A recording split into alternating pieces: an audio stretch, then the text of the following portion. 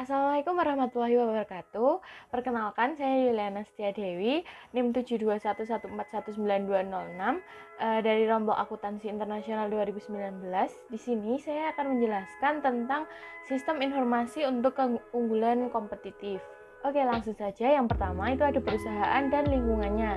Pada bab sebelumnya, kita pernah belajar bahwa sebuah perusahaan adalah suatu sistem fisik yang dikelola melalui penggunaan sebuah sistem virtual. Nah, sebuah perusahaan itu mengambil sumber daya dari lingkungannya, mengubah sumber daya tersebut menjadi produk dan jasa, dan mengembalikan sumber daya yang telah diubah itu kembali ke lingkungannya. Nah, di sini ada model sistem umum perusahaan. Model sistem umum perusahaan ini menunjukkan aliran sumber daya dari lingkungan melalui perusahaan dan kembali ke lingkungan. Lalu apa saja yang ada di model sistem umum perusahaan ini? Yang pertama itu ada aliran sumber daya fisik. Sumber daya fisik perusahaan meliputi pegawai, bahan baku, mesin, dan uang. Ketika berada di dalam perusahaan, sumber daya fisik itu dipergunakan untuk menghasilkan produk dan jasa yang dijual oleh perusahaan kepada pelanggannya. Kemudian yang kedua itu ada aliran sumber daya virtual. Aliran sumber daya virtual itu berupa data, informasi, dan informasi yang dalam bentuk keputusan. Dan aliran dua arah data dan informasi ini yang menghubungkan perusahaan dengan lingkungannya. Selanjutnya pada model sistem umum perusahaan itu ada mekanisme pengendalian perusahaan. Terdapat unsur-unsur yang memungkinkan perusahaan mengendalikan operasinya sendiri, meliputi standar kinerja yang harus dipenuhi oleh perusahaan, manajemen perusahaan, dan suatu pemroses informasi yang mengubah data menjadi informasi. Dan yang terakhir di dalam model sistem umum perusahaan itu ada lingkaran umpan balik. Lingkaran umpan balik atau feedback loop terdiri atas sumber-sumber daya virtual, dan di sini manajemen itu akan dipandu dalam pengambilan keputusan oleh standar-standar kinerja perusahaan. Okay, next, perusahaan di dalam lingkungannya. Nah, lingkungan di sini itu dapat bervariasi ya antara satu perusahaan dengan perusahaan lain. Dan di sini itu kita dapat mengidentifikasikan ada 8 unsur utama yang terdapat di dalam lingkungan seluruh perusahaan yang merupakan organisasi dan individu yang berada di luar perusahaan tetapi memiliki pengaruh baik langsung maupun tidak langsung terhadap perusahaan. Ini dia nih 8 unsur tadi. Yang pertama itu ada pemasok, supplier atau vendor yang memasok bahan baku, mesin, jasa, orang, dan informasi yang digunakan perusahaan untuk menghasilkan produk. Yang kedua itu ada pelanggan atau customer. Yang ketiga itu ada serikat pekerja atau labor union yang merupakan organisasi dari para pekerja terampil maupun tidak terampil dari berbagai jenis bidang industri maupun bidang usaha ya. Yang keempat itu ada komunitas keuangan atau financial community yang terdiri atas institusi keuangan yang mempengaruhi sumber daya keuangan perusahaan. Selanjutnya yang kelima itu ada pemegang saham dan pemilik atau stockholders and owners yang merupakan investor perusahaan. Nah, mereka ini adalah pemilik perusahaan yang sebenarnya. Kemudian yang keenam itu ada pesaing atau kompetitor.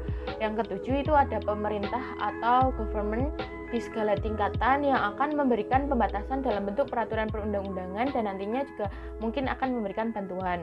Yang kedelapan atau yang terakhir itu adalah komunitas global atau global community yang merupakan wilayah geografis di mana perusahaan itu menjalankan operasinya. Selanjutnya itu ada aliran sumber daya lingkungan. Nah, perusahaan itu terhubung dengan unsur-unsur lingkungannya melalui sumber daya lingkungan atau environmental resource flows. Dan di sini beberapa sumber daya itu mengalir lebih sering daripada sumber daya yang lain. Namun tidak semua aliran sumber daya itu terjadi di antara perusahaan dengan seluruh unsur lingkungannya. Oke, yang selanjutnya itu mengelola aliran sumber daya fisik atau memanajemen rantai pasokan atau supply chain management.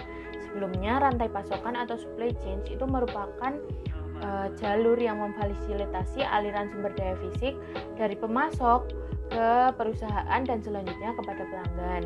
Rantai pasokan ini itu harus dikelola untuk memastikan apakah aliran tadi itu berjalan tepat waktu dan efisien atau tidak.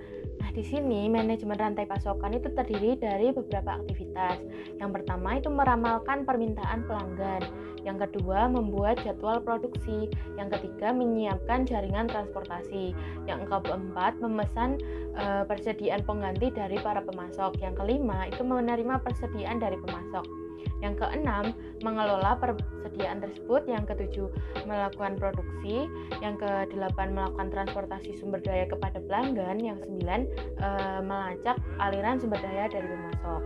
Manajemen rantai pasokan di sini itu hanya salah satu aspek dari sistem perencanaan sumber daya perusahaan atau Enterprise Resource Planning atau ERP, namun memainkan peran yang sangat penting dalam operasi. Ketika salah satu anggota dari suatu rantai pasokan memiliki kekuasaan yang jauh lebih besar di atas anggota yang lain, maka anggota yang lebih kuat akan dapat memberikan tekanan pada anggota yang lain untuk menggunakan perangkat lunak ERP yang sama dengan perusahaan yang lebih berkuasa tersebut. Selanjutnya ada keunggulan kompetitif. Nah, di dalam bidang sistem informasi, keunggulan kompetitif atau competitive advantage itu mengacu pada penggunaan informasi untuk mendapatkan pengungkitan atau leverage di dalam pasar. Di dalam keunggulan kompetitif itu juga ada rantai nilai Porter.